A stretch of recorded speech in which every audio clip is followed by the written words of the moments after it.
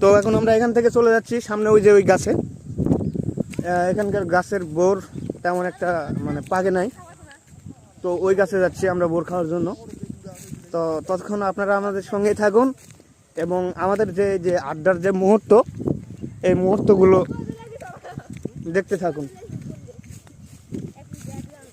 গ্রামের যে মানে ন্যাচারাল যে একটা শান্তি স্বাদ, এটা কিন্তু কেউ পায় না।